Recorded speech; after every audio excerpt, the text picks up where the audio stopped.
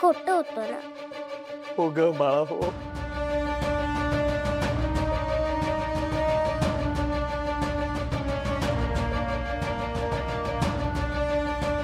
अद्वैत आणि नेत्राच तुझे खरे आई बाबा आहेत.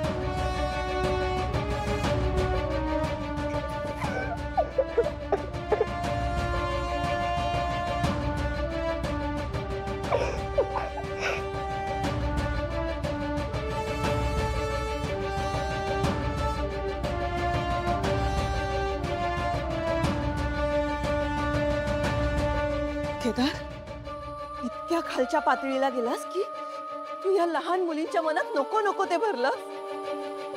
अरे कशासाठी केलंस तू हे सगळं? तू शेखर भाऊजी आणि ममता वहिनीचा संसार उद्ध्वस्त केलास. याची शिक्षा म्हणून देवी आईने तुझा संसार मोडला. तुझ्यामुळे आयुष्यभर मी संसाराशिवाय राहिले आणि तुझ्यामुळे आपल्या दोघांना देवी आईने शाप दिला. मी तुला कधीच माफ करणार नाही, कधीच नाही.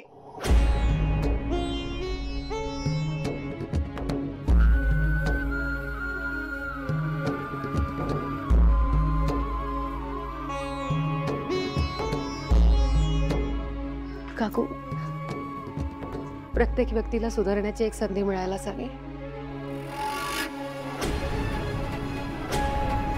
तुम्ही आज जर काकांना माफ नाही केलं ना तर ते कधीच एक चांगली व्यक्ती म्हणून आयुष्य नाही जगू शकणार.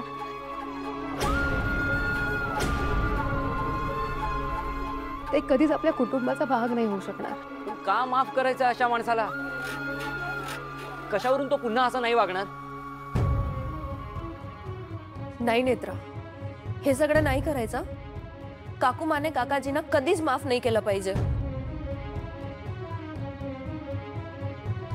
केदार काका काकूंचे गुन्हेगार आहेत. काकूंनी जर त्यांना संधी दिली ना तर ते एक चांगलं आयुष्य जगू शकतील. कशासाठी द्यायची अशा माणसाला संधी?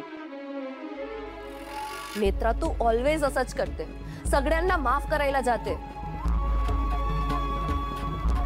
पण या माणसासाठी एवढा मोठा मन नाही दाखवायचं. नेत्रा, तुला नेहमी चांगुलपणा दाखवतेस पण लोक ना त्याचा गैरफायदा घेतात. अस्तिकाच्या वेळी काय झालेलं आठवतंय ना? भाऊजी पण तेव्हा अद्वैत काय चाललंय? कोणीतरी समजावा हिला प्लीज.